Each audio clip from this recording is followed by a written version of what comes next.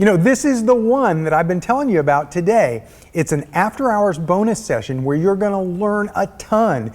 You're going to see behind the scenes of photography from some amazing photographers. A lot of it is close-up, macro. You're going to learn tips and techniques, really cool stuff. You're going to see images that inspire you to want to create similar images. I know it worked for me when I was practicing with the amazing Dr. Larry Tiefenbrun, the inventor of the Platypod and the Platyball and the Platypod handle.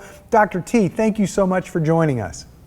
Oh, you're welcome, Larry, and it is great to be here. Guys, Larry knows, I've been talking about this presentation for weeks now. All brand new photos. We've got some new ideas for you, things that you can take home and do projects with, hopefully a little bit of inspiration here. But we've got so much to dive into. Larry, let's tell the people what we're going to be talking about today. Absolutely. I got a great list for everybody. You're going to see all kinds of cool stuff. You're going to see nature macro photography, toy photography, food photography, product and portrait detail photography.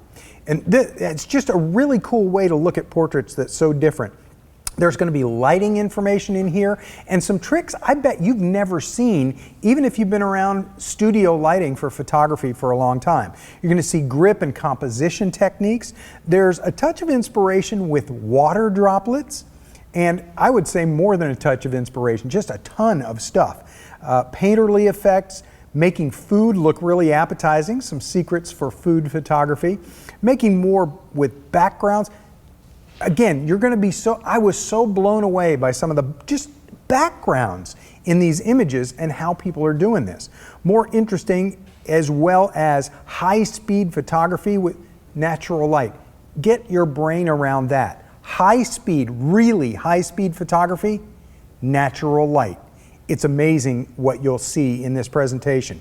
You want to stick around to the very end because the whole presentation is packed with these things. And of course, there's going to be a special offer for Photoshop World 2023 attendees. And one last thing before I turn everything over to Dr. T.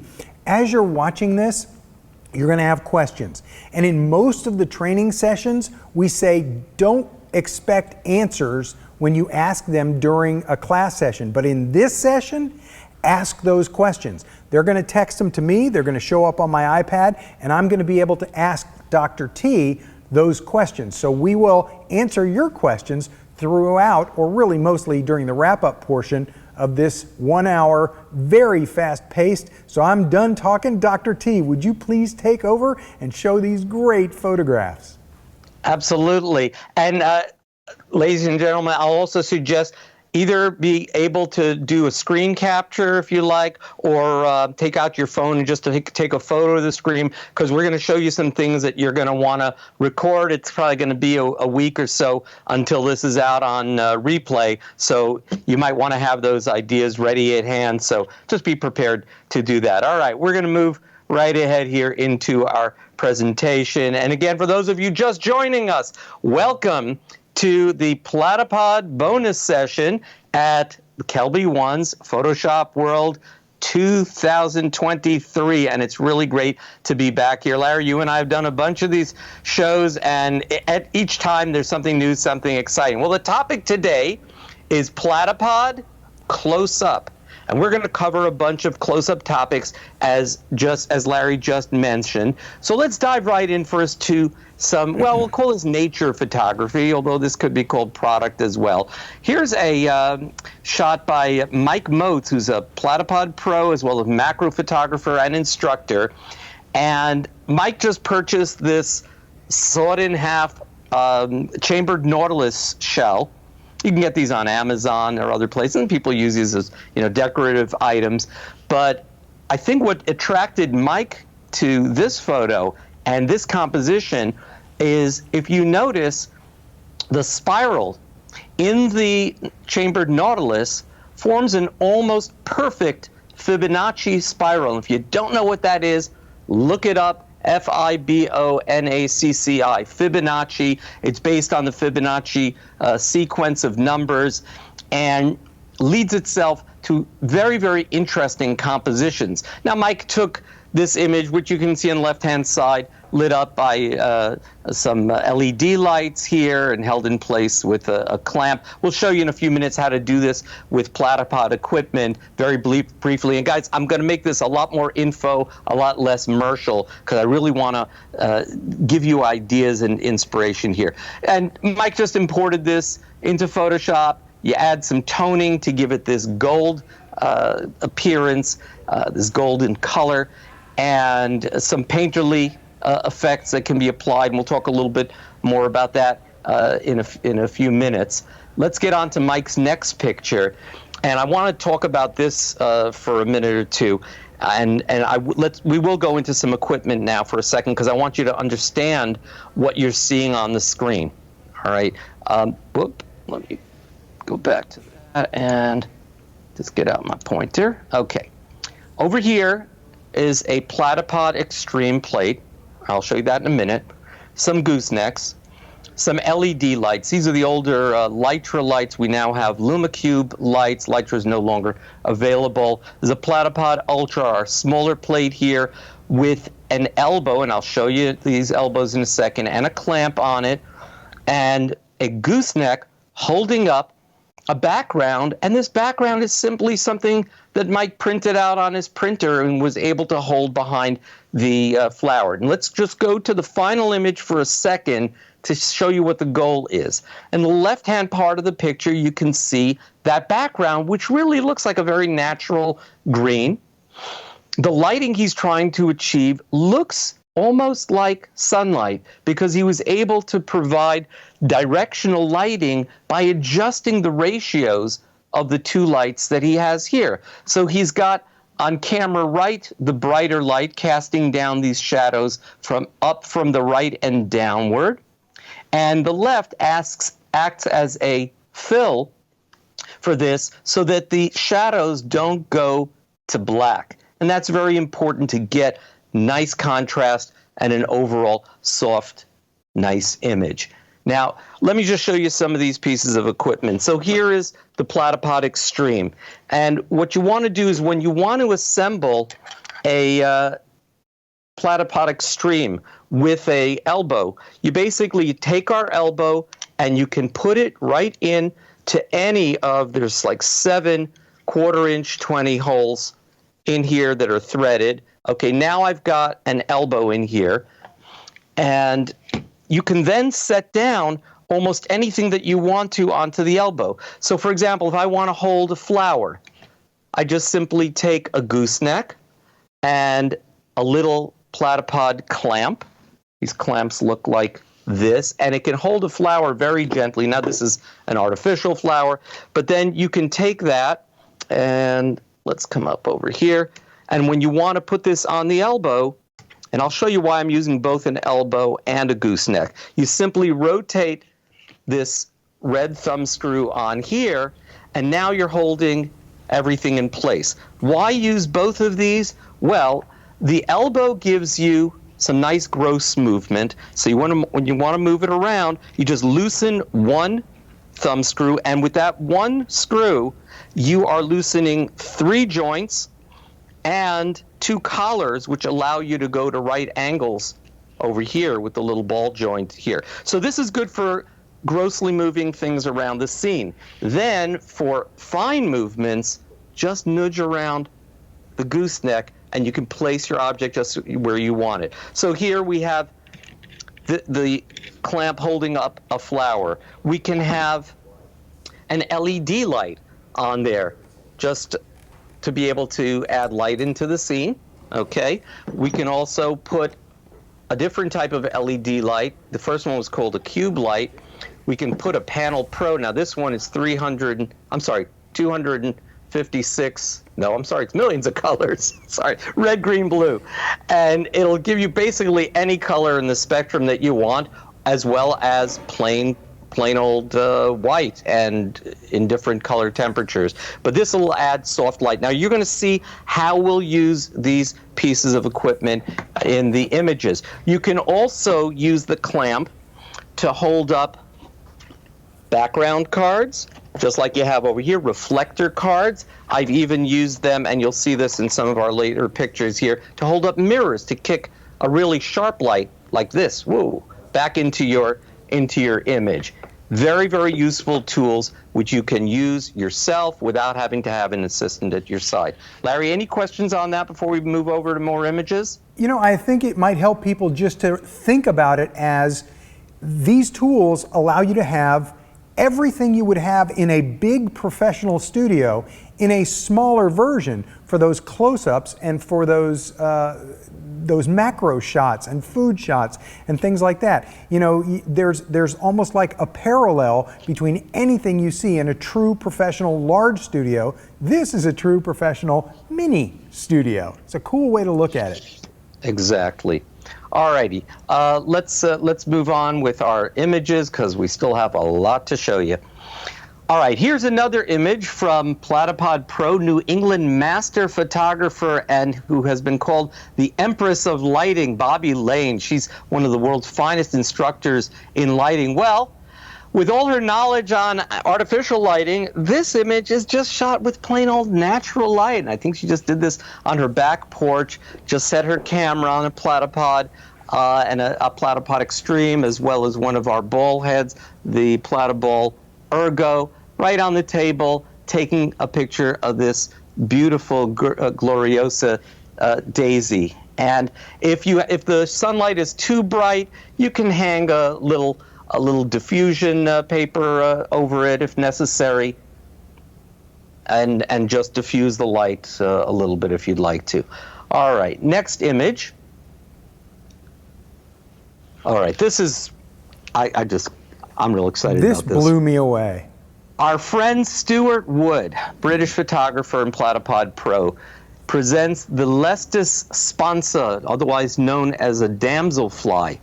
Now, these images were taken at 3 o'clock in the morning, and if you want to see, there's an amazing video that Stuart recorded showing him going out in the middle of the night searching for these damselflies, and then setting up a portable studio in the field using the equipment you see on the left. He's got two tripods here, one holding up his camera with a special diffusion, special diffuser that actually has some built-in LED lights. And when I get to the next slide, I can give you the name of that diffuser on a flash.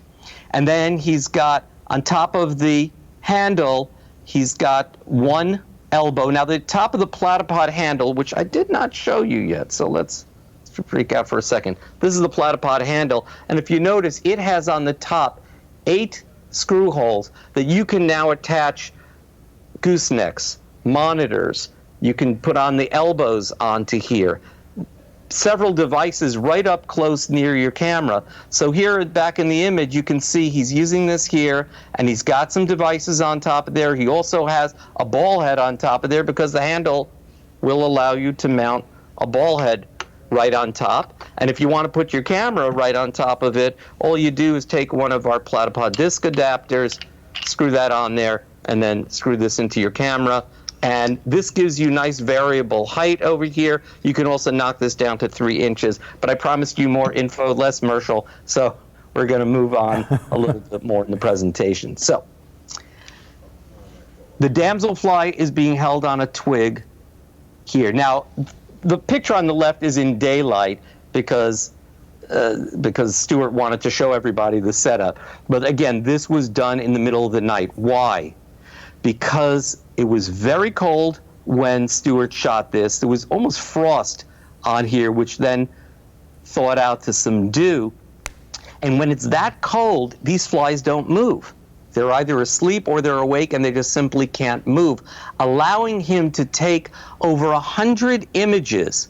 And if you'll watch Stuart's video, and you'll be able to access that video either tomorrow or the next day on our blog site at platypod.com. Look for the blogs, and there's going to be a blog all about this, and there will be a clickable link to the video. It's about 35 minutes or so, that video, but you can skip through it and see exactly what he did. He then took those 100 images that were focused at different points, going from foreground to further back of this damselfly, and then stacked them using a combination of Helicon Focus, which is a program for focus stacking. I refer you to some of the other talks to learn a little bit more about that. But when you're shooting macro so tight like this, your depth of field is sometimes a millimeter or even a fraction of a millimeter. And to be able to get everything into focus, you've got to focus on several points going through this. Some people do it with focusing rails. The new cameras are very capable of doing this just by shifting around focus through the image. So the final image, as you see on the right, and then he did one more image in profile, equally amazing. Larry, I know you love this one. Oh, I do. I love these images, and I asked you the other day, did he like spray mist on them? Did he do anything like that? And no, this was just the environment. And he found the damselfly on that twig, brought it over to his setup, and then he used a flower as a background, and the depth of field is so shallow, and that bokeh is so pronounced that you've got that smooth background, but it's a flower. It's amazing to me. It's a daisy right back there, which by the way forms many nice backgrounds. And the other thing that we didn't mention, Larry, is that in each little droplet forms a lens, and when you look at this up close, you can actually see the flower in focus in each of these little droplets of dew. That should win awards. It's amazing. Amazing images. So yeah, I would definitely suggest you look up. Stuart actually has some videos on YouTube on how he does the focus stacking if you want to learn the technicals on that. Let's keep moving ahead. Okay. And another image from Stuart, I don't think you can even see this. You see a little setup. He did this right on a desktop, and he again used a printed background here, just like Mike Moats did, behind this flower. And if you look right up over here on the flower, he's got a Phidippus carolinensis, which is also known as a jumping spider. And look at the final image. Wow. That he's able to get over here. Unbelievable. Oh, I did promise I would mention the name of that diffuser, and I forgot to, so let me get that for you. It is the Cygnus Tech diffuser, CYGNUSTECH. And what's special about that diffuser is it has a built-in LED light that allows you to set up your focus. So that's something you might want to check out. Okay, back to the spider. Again, a focus stacking. You can see a little fiber of spider web going across, and just amazing image. To some people, maybe a little frightening, but this is so tiny, it's unbelievable.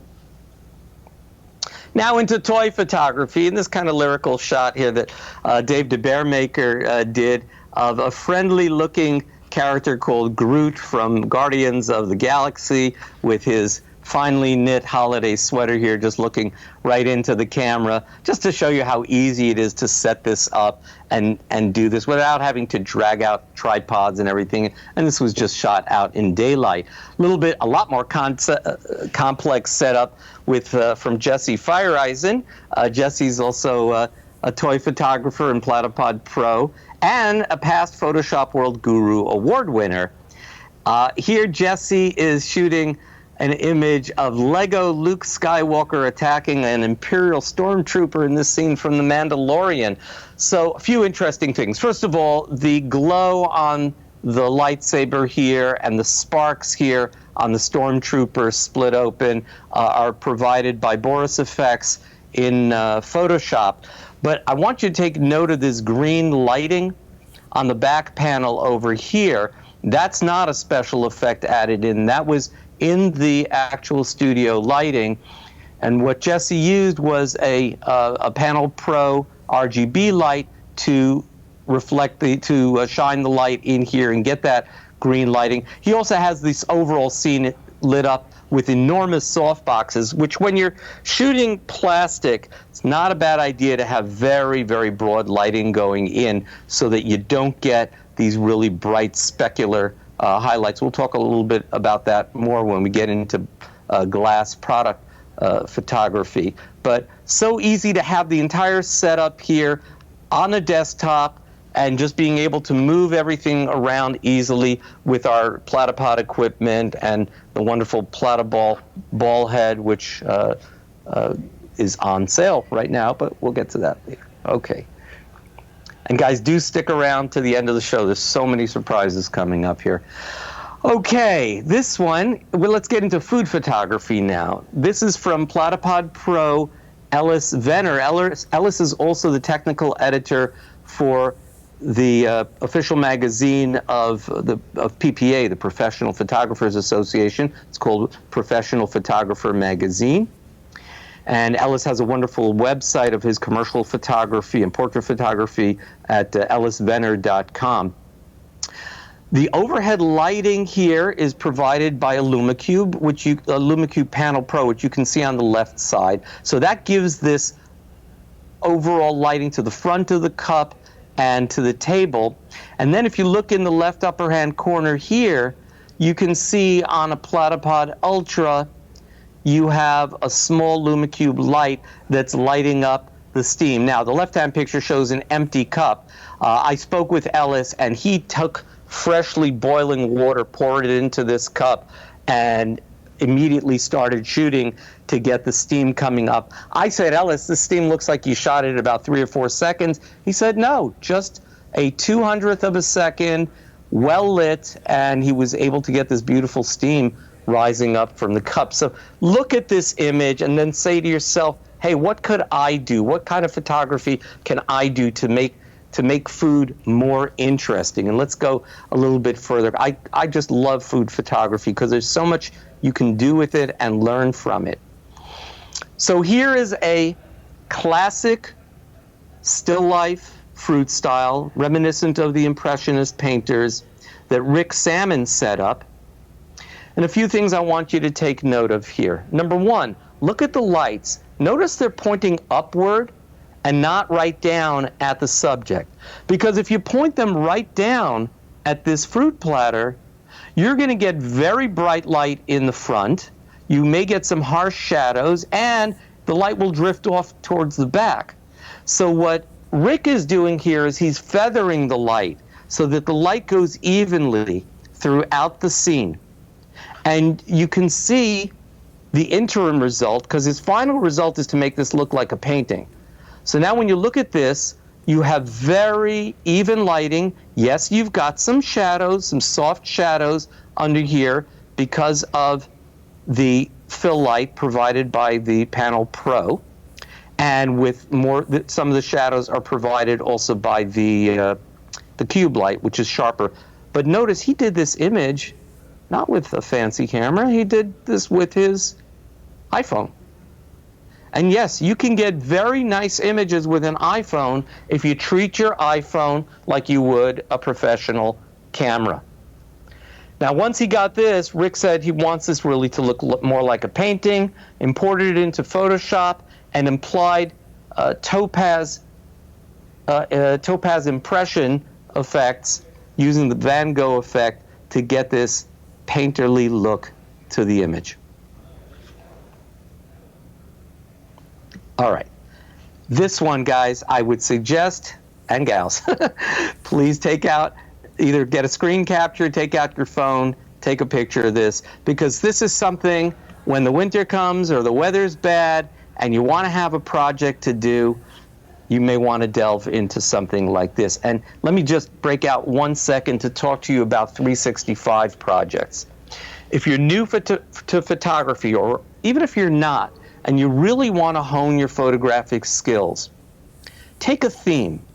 Maybe it's color, maybe it's squares, rectangles, spheres, people, whatever the theme is, and get one photo every day for a year. At least one good photo every day for a year.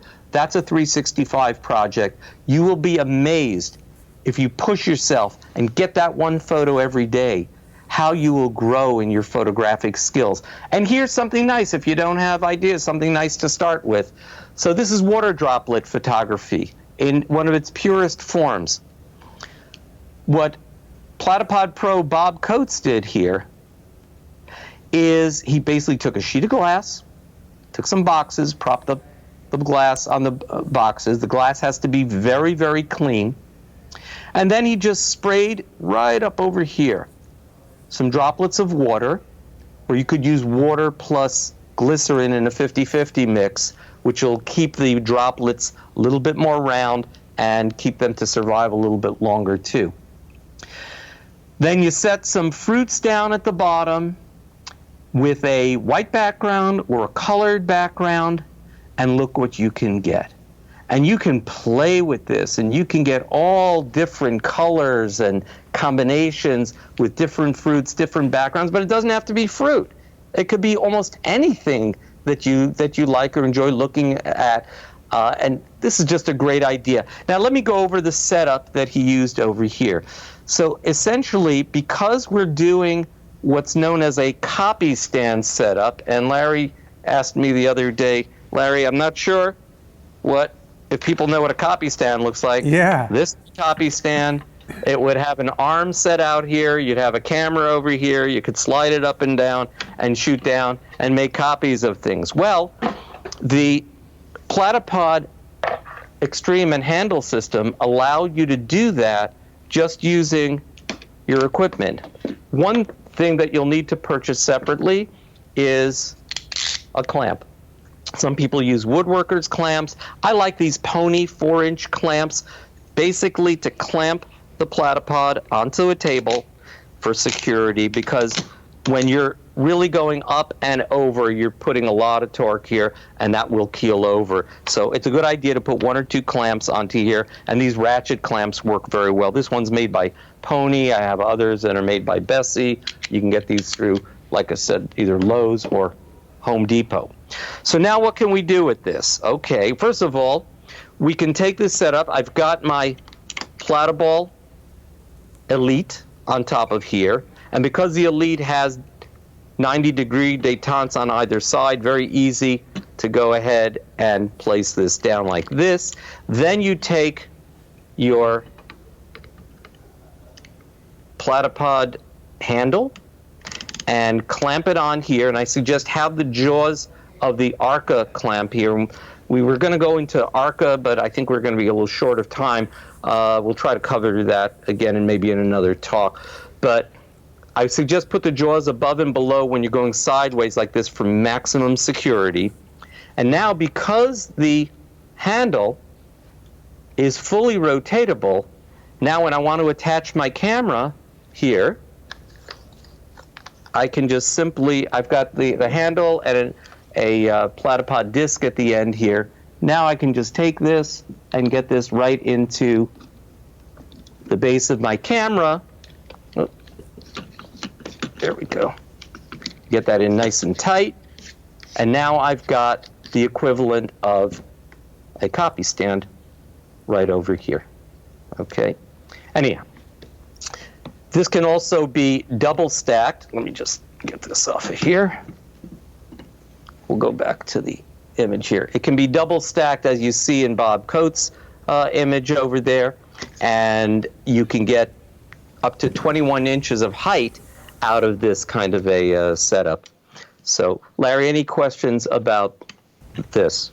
Well, Dr. T, I think it's helpful to see all these pieces put together, because you can see the handle that gives you the vertical from what's clamped to the table. Then you have a ball head on top of that, in this case the Platyball, and then you have another handle clamped into the Platyball that takes you out horizontally. And I use a setup like this all the time for just daily work, just copying documents and things like that. And Larry, I know just where people can find that to see how it's all put together. If you go to platypod.com and look up the Platypod handle, you'll see a very nice video by our very own Larry Becker as to how to use the handle, how to set it up, how to make these copy stands, which you can set up either clamped to a table or even on top of a tripod, and have loads of fun with that. Right, Larry? Oh yeah, it's ideal for product shots. I like the water droplets because it it makes you think about each water droplet isn't a drop of water, it's a lens. And then you see the image crisp and crystal clear in each little water droplet lens, and behind it you see the fuzzy version of what really is there. In the case on the left, some peaches. In the case on the right, it's an apple, and you see the actual apple really big but fuzzy. And then you imagine blowing this up into a large, really large image. I think, there's a lot of art that you can do just with ideas like this. I think we're going to move ahead. Oh, I see an image coming up. That's one of my own. Okay, guys. Oh, I love cheese omelets. I really do. And I've got this great recipe, which if you'll see, it'll be going up on our blog site soon, of how to make your own cheese omelet. But I'm here to talk about how to do photography, mouth-watering photography. And this is what I want you to think about if you're going to go ahead and do food photography. And I really encourage everybody, try this, play with this. You're going to learn so much, and you're really going to hone your skills, because food photography is very, very challenging. To me, the goal of food photography is to show an image that creates a crave, that makes someone want to make that food or buy that food and eat it. My goal in this setup, and I'll break out in a second to show you the final images here, was to make the food look like you're about to take a bite of it. So it's supposed to look like it's about 2.5 inches away from your eyes, and therefore very close to the camera lens. And what I used here, let's go through the image. If the recipe for the image is there's 2 Platypod extremes, 1 Platypod handle, 1 Platyball ergo, 6 elbows, 5 goosenecks, 3 mini super clamps, a LumaCube Panel Pro reflected off the upper card, and we'll talk about that, and a LumaCube 2.0 single cube light reflected off a mirror and a white card. The other things you'll need are the ratchet clamp to hold down the camera setup, and the 2 reflector cards and the pocket mirror, and a fork, and of course the food. And when you're setting this up, have some dummy food in there. And I used a yellow squash while I was setting up the image, because once the real food comes down, you got to shoot quickly or it's going to lose its freshness quickly. Now, just to explain the setup, let's look at the image on the right. So we've got a Platypod extreme here, handle coming up. Coming off of the handle, I've got an elbow holding a double gooseneck, because the goosenecks are stackable, which is holding up a card over here. Now, I broke a rule here of food photography where really you're supposed to try to get the lighting coming in from behind the subject and a little bit off to the side, as if you're sitting next to a picture window. I had to choose to do this instead to make the picture work, because we needed reflection off of the fork, and I'll show that to you in a second. And this panel up here gave that reflection. The panel's held up with a little clamp at the end of the gooseneck. Then there's another elbow here holding up a cube light, which is the main light for the food, and another gooseneck and elbow holding up a Panel Pro that's reflecting up and off of the reflector card up here. Then on the left side, there's yet another Platypod extreme.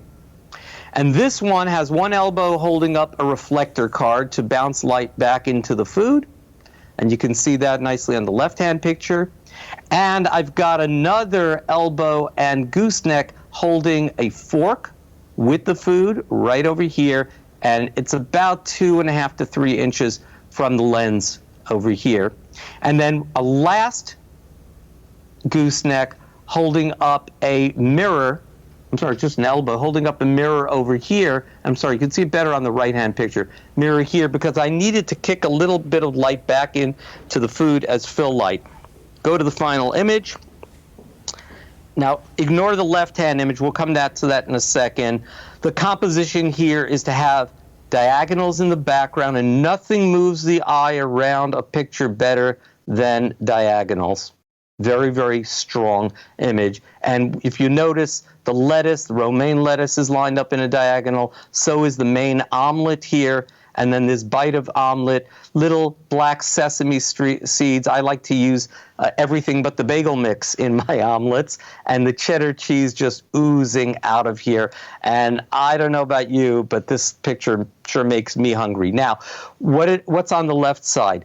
To show a point, if you're reflecting off of metal or a metal-like object, you have to have something to create the reflection. If it's reflecting off a dark ceiling, well, you're going to get black. And that's exactly what we have in my basement studio, is the ceiling is all dark. Yet if I put the card over it, all of a sudden we've got reflection. So be very careful. We'll talk about that in one more minute. I'll give you something to read also about how to do these properly. Now, the really cool thing about this, Larry, is, you love that golden fork there? Well, I went to my local Amazing Savings store and bought a package of 20 plastic golden forks for about $3. I think that's as cool a piece of equipment as anything else you showed, because I was looking at the original image and I knew that there was all this Platypod gear holding all the lights and reflectors and everything in place. But the fork itself was impressive. It was shiny and clean and flat and had that beautiful gold reflection. And then you told me it was a plastic fork, and that blew me away. So it really helps to see the tips and tricks of the pros behind the scenes. That was one that caught me off guard. Well, let's go to another type of food imaging, and that is where you shoot the overhead image of the food when you want to show the overall setup. Very different type of image. Here we have Bob Coates again showing how he did an image of a charcuterie board, and he's actually recording a class. That's why he's got a screen back here attached to the camera showing the imagery there.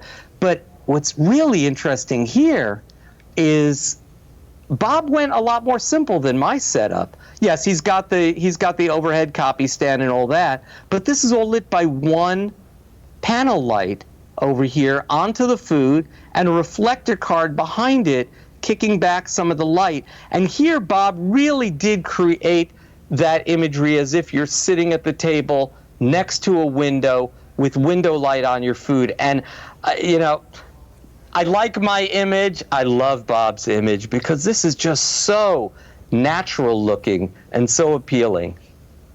I think the only thing Bob needs to add is a gold fork. And totally kidding. I love that image. Let's show some more food, okay? Here is a very high key image. Let me show the final one. We're going to go back. High key image. Now, for those of you who don't know, high key means most of the pixels in the image are on the bright side, certainly much brighter than middle gray. And it just gives this very airy, ethereal feel to it. So how did he light this image? Well, 3 lights. 2 you see, 1 you don't. Okay, there's 1 light over here that is going onto the tea, another light that's lighting up the cup of sake and the bowl of ramen noodles with these lovely chopsticks. I'm going to go back and forth over here so you can see that. All right, but there is another light you can't see, and that's if you look in the upper portion of the BTS shot here, there's a diffusion paper back here, and Shiv Verma, who's not only a wonderful photographer, he's also a close friend and mentor of mine, New England photographer. Well, Shiv's often on the chat lines during my talks, but this year he's out in Namibia doing a workshop currently. But so he's got another light coming from behind the diffusion paper to basically blow out the light from behind and give you just this very bright, beautiful, airy image. Another image from Shiv Verma on product photography. Now, product photography is difficult stuff, and I'll give you a book to go to that'll help you to accomplish this. When you're photographing plastic, glass, metal, wood, you need to know there's a different type of lighting for each one. I'll mention that book in a second. Here, Shiv is using a Carl Taylor light cone. Now, these are available from V-Flat World. It ships out as a basically flat sheet of plastic with very, very even diffusion, which snaps together into a cone. Now, this is usually used vertically with a camera shooting down on a boom arm. And yes, you can do it like that. And we have a video we just put out this week from Lenworth Johnson showing you how to do that. But this can also be done sideways. You could just put a background behind here, or a just one of those V-flat cards that has background material, or you could just use a white card over here, as you see here. The cone is laid sideways, and the end is held up just by a box. It could also be held up by some of our Platypod elbows if you want to do a fancier setup. And Shiv's got 3 panel pro lights, one from here, one on top, to give this incredibly even lighting. Because otherwise, if you don't use either a cocoon or a cone like this, the reflection off the glasses will simply be a reflection of your studio. Here you have beautiful gradient right over here, creating just a lovely image. Larry, any question on this shot? Well, not so much a question as an observation. When I was doing product photography, first getting into it years ago, I bought a cocoon. And it's like a square or a cube of sorts with a little hole in the front, and then it's translucent so you can shine light through all the sides, and you walk around and you set up all your lights and you try and get everything squared away, and your product's in the middle of the box, and then you're shooting from the edge. And I'll tell you, the lighting was way better. There's no question that it's so much better than just soft boxes or other types of lights on your object. But that cone does something amazing to spread and fade smoothly the light that hits the subject. So you see it in those sunglasses. It's just an amazing effect, and I love that cone, and I think that's kind of next level. And if somebody said, okay, you're going to do some product photography, you can choose a photographer's cocoon or one of these light cones, I think I'd go light cone direction these days. And Larry, you just did an interview with Lenworth Johnson, which we published this week on the Platypod channel. If you go to YouTube, we'll mention this again at the end, and just search Platypod channel and go to the videos, you'll see an interview that Larry did with another photographer, Lenworth Johnson, showing how he photographed a tube of some, I think, moisturizer spray, and showing the beautiful, beautiful reflections, not bright, blown out specular highlights, but beautiful gradation reflections. And I advise everybody go. It's an 8-minute video. I think you'll enjoy Larry and Lenworth's presentation there. One other quick thing, Dr. T, you mentioned a book. Are you gonna? Yeah, I'll bring that out in a second. In fact, I'll show a page. Thank you, Larry, for reminding. All righty. So, yes, and we're going to talk about that book in 1 second. Bottle photography. Gosh, you know, guys, I could give a half-an-hour talk just on bottle photography and glass photography. But instead of doing that, I'm going to refer you. Take a screenshot of the next slide here, and I'll come back to the bottle. This is a book called Light, Science, and Magic. I encourage anyone who wants to do product photography to read this book. It's basically written as a college textbook, very readable. It's by the late Phil Hunter, F-I-L Hunter. This is available on Amazon. This is probably some of the most worthwhile reading that you will do, and he shows you exactly how you're supposed to set up lights, the angles of reflection, and everything's different whether it comes to glass or metal or plastic or wood or portrait photography for that. They touch on that as well. So please either head over to Amazon or your favorite book store and look and find this book, Light, Science, and Magic. It is what I consider essential reading for any photographer. But this lovely picture, basically to get this very fine white rim lighting without getting bright light shining through the bottle, what you need to do is have a black strip. Now, sometimes I go even wider than this, but Shiv did this with just a thin black strip, and then bright light coming from outside, and that gets you these fine rim lights. Again, there's a lot more to talk about that, but we're a little bit short of time, so I'm going to hold off with that for a second. Again, if you missed it, grab a shot of this and check out this book. Now here's another image that Shiv Verma did using glass, but slightly different technique. As opposed to getting the white lines at the edges, he's got dark lines at the edges. And oh, what are these columns? Well, these columns are simply white corrugated paper that Shiv wrapped into a cylinder and taped on the back. And look, these just look like beautiful classic columns. There's a white box underneath the Terre d'Hermès Eau de Toilette here, and I learned the difference between Eau de Toilette and Cologne is I think this is twice as concentrated and probably at least 3 times more expensive than Cologne.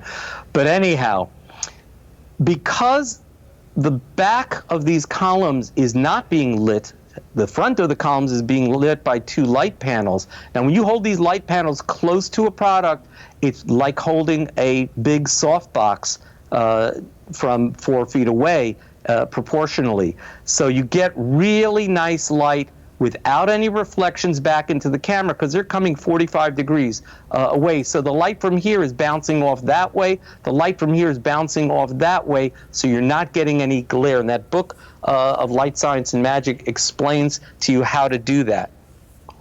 The background is lit by another light that is out of the scene and has a orange filter on it to give you this golden glow.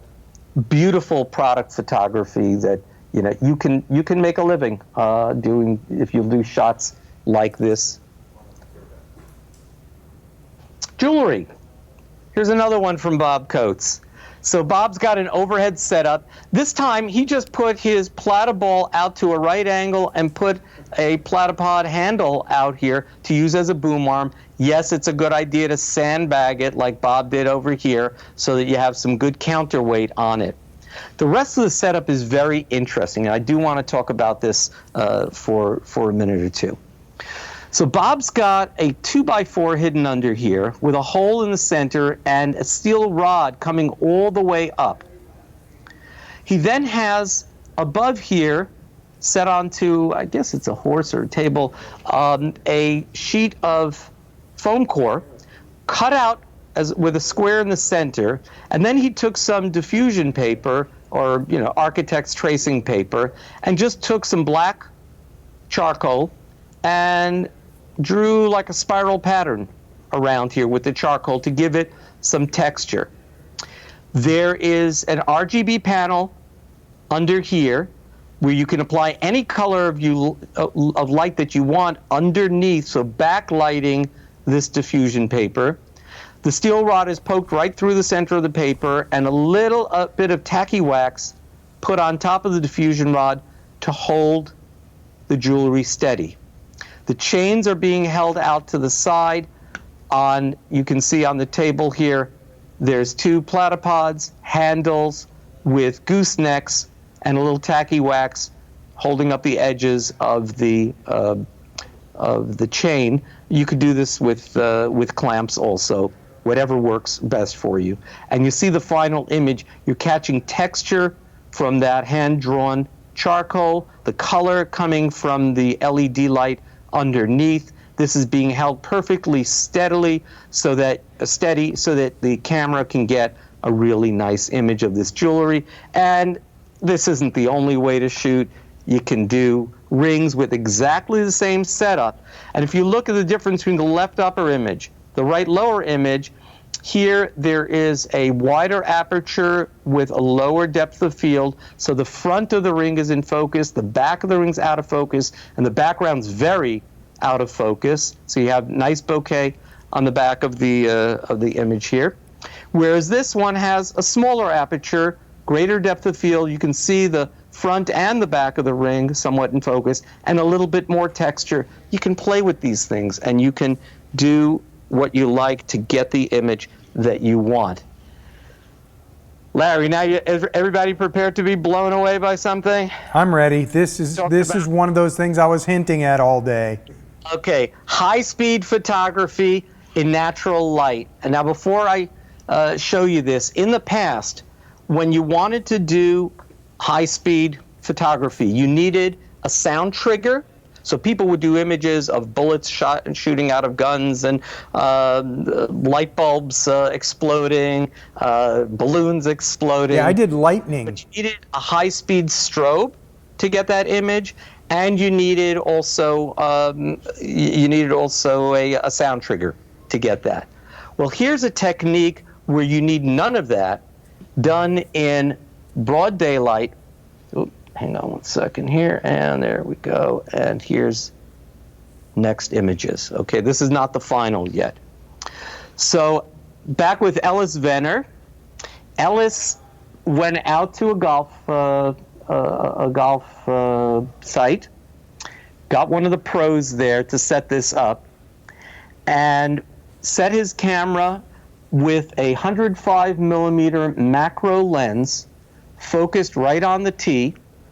I think he shot at about f/16 so he could get some focus from the front to the back of the golf ball. Of course, try to get the name of the golf ball facing the camera in case you're doing this commercially for the golf ball manufacturer.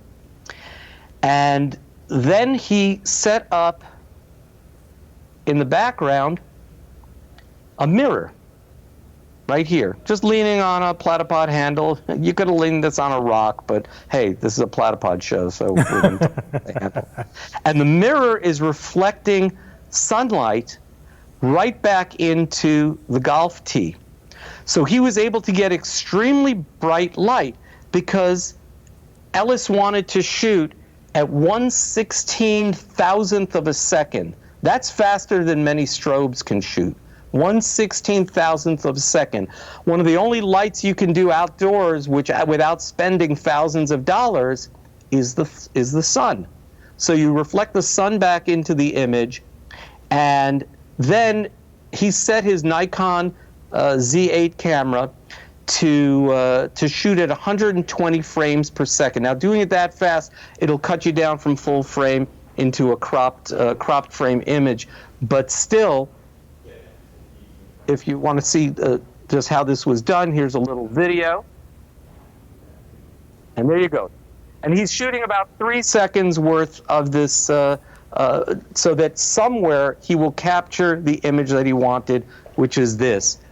The speed is so fast, and he had so many frames that he could use. Each 3-second image would yield about almost 400 frames to choose from. He was able to meet the moment of contact between the golf club and the golf ball, showing the compression of the golf ball from round into an oval. This image was not manipulated. You're actually seeing the compression of the golf ball, and then it springs back into a spherical shape and springs off. Just, I think, again, unbelievable image. Larry? Yeah, it's incredible. And just to get your head around it, I've seen high-speed photography before, but there's so much more to it. And to be able to do it with natural light, that's incredible, absolutely incredible. Okay, but everybody stick around a few more minutes. Okay, something I'm just going to touch on, and again, this could be a whole topic in and of itself, is detail portrait photography, where you're not taking an image of the entire subject, but picking out details. Could be the lips, could be the eyes. Here, Lenworth Johnson has his model that he's photographing, and yes, I'll give a little pitch here. Lenworth likes using the Platypod Elite and Ergo to get his images with, but a little kiss of light off to the cheek, off to the eye with some color, and that's provided by an RGB Panel Pro LED light. And again, you can select any color in the spectrum to do this kind of lighting with, and just amazing imagery here, emphasizing the nails, the lips. You could go even closer with this. What does our friend Rick Salmon always like to say? If you think you're close, get closer on your images. But this is another thing, another project that you might want to explore, is detail portrait photography, and just shooting fingers, toes, lips, eyes, nose. I think could be a very, very interesting product. Yeah, it's one of those things that I hadn't thought much about, but now that I see it from these professionals, that's what I'm seeing all through this presentation is, that's really cool. I want to try that. That's really cool. And you kind of get it if you've been into photography for a while, but seeing these exemplary images is inspiring to make me want to go shoot a whole lot more. Other things, please, if you haven't seen our YouTube channel, we have pumped up everything over the course of the summer. Go to YouTube and type in Platypod channel. We've got some great videos, a new one coming out every week. They're short, they're really cool. You'll get tips and tricks on every one of the videos, and I think you'll enjoy that. If you haven't already signed up for our mailing list, go to platypod.com and sign up for the mailing list, and once a month you'll get a magazine, a newsletter called Platypod Ecosystem on the Horizon, where we highlight 3 photographs, 3 photographers, and some special offers. As well, if you want to meet other like-minded Platypod users, go to the Platypod Facebook official users group. It's called Platypod Users Official on Facebook. Search for that. You have to ask to be admitted, but usually within a few minutes, someone will admit you. We have almost 1,500 participants in there and some contests going on, prizes. So please take a look at that. Larry, any questions from the crowd that you wanted to address to me? Yes, we have 2 minutes, and in those 2 minutes, only 2 questions, and these are very, very straightforward. Cheryl S. wants to ask, what weight does the platypod hold? Okay, so the platypods are built to hold, for sideways torque, up to 150 to 300 pounds. However, if you have a camera weighing more than 2 pounds, less than 2 pounds, I'm sorry, camera lens combination under 2 pounds, the Platypod Ultra will hold that. If you have something that's more than 2 pounds of lens combination, use this. That's not talking about what the bolt can hold. That's talking about side-to-side tipping and stuff like that. So Platypod Extreme will hold just about anything, and Platypod Extreme has these little swivel spike legs. There's so much to talk about. Go to the website. We've got videos. We've got instruction on there on how these are used, and you can gather more information there. The only other quick question was the name of the ratchet and where you can get it, and I know every hardware store has them. Pretty much. This one's made by Pony. I like this one the best. It's a 4-inch ratchet, and if you actually just walk in, I bought this at Lowe's for about 12 bucks, 13 bucks. Very, very easy to use and really does the job. In the last 30 seconds, Dr. T, let me say thank you so much for doing this. We've got another after hours event happening in just a few minutes, so I got to run and go to a different stage. But Dr. T, thank you for sharing these awesome behind the scenes, and I would say inspiring images, and showing how they were created by such fantastic photographers. Well, thank you. I hope you all enjoyed it. I hope you got some new ideas, and catch us on the next Kelby event. We'll be happy to see you there.